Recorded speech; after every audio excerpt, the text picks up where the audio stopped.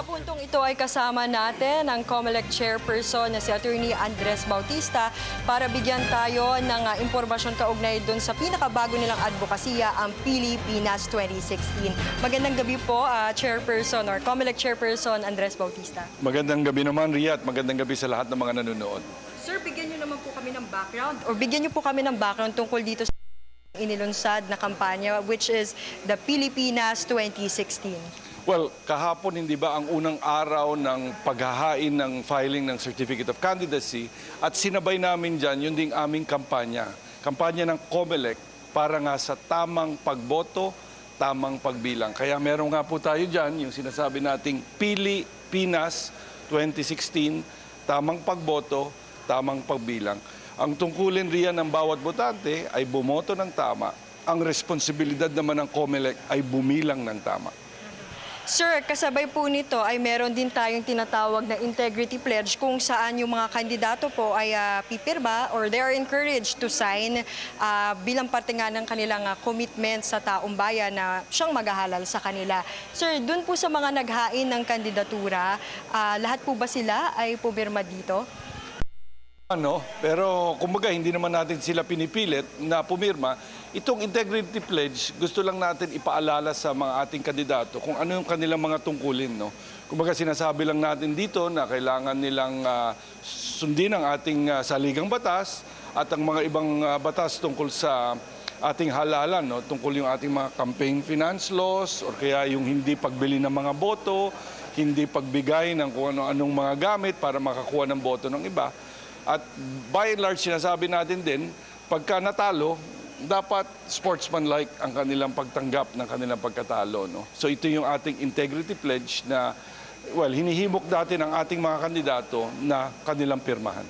Sir, malaking usapin tuwing panahon ng eleksyon yung mga karahasan. At kamakailan nga lamang, although hindi pa natin tinatawag o itinatag as election-related violence, nangyari ang pagtambang dun sa mayor po sa Zamboanga, Sibugay, ay nangyari naman po yun right after ng COC filing. Nasa proseso po ba tayo ngayon ng pag-identify doon sa mga areas of concern? At saka paano po ba natin natutukoy ang isang lugar bilang isang area of concern? Nakipag-ugnayan na po kami sa ating Armed Forces of the Philippines at saka sa ating PNP. Dito po nga dun sa mayor ng Sibugay, ang nangyari po ay nakipag-meeting na din po yung aming regional election director sa Region 9 with the regional director naman ng PNP para nga malaman kung ano po ang nangyari dyan.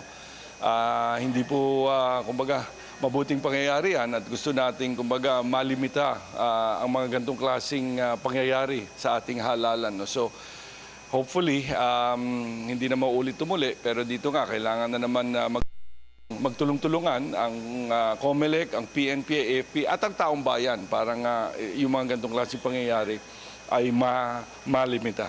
Lastly, Chairman, ano pong paalala natin sa media at sa mga papasok dito na supporter o mga empleyado man ng iba pang ahensya dito sa loob ng punong tanggapan ng COMELEC, lalo na sa mga susunod na araw ay marami pang maghahain na popular na kandidato ng kanilang COC?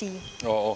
Meron tayong mga ipinakilalang mga pagbabago nga para ayusin yung proseso ng pagpa-file ng Certificate of Candidacy. So unang-una, meron po tayong inilagay na malaking TV screen sa labas para nga yung ating mga supporter ay hindi na kailangan pumasok at kumbaga pwede na naman nilang mapanood kung ano man yung mga pangyayari sa loob. Ang pangalawa pong pagbabago ay itong gumawa po tayo ng interview sa ating media at para sa ating mga kandidato para sa kanilang kaginhawaan. Ang nangyayari itong past few days, itong 2 araw, is minsan merong mga ilang media ang lumalabag sa mga patakarang, kumbaga, na pag-agrihan na namin. So sana nga sa mga susunod na araw, kung pwede lang yung ating mga kaibigan sa media ay manatili dito sa lugar na to. At pinapangako naman natin na kumbaga pupunta yung kandidato dito at pwede nilang kunan ng mga litrato at pwedeng ma-interview. Alright, maraming salamat, COMELEC Chairperson Attorney Andres Bautista.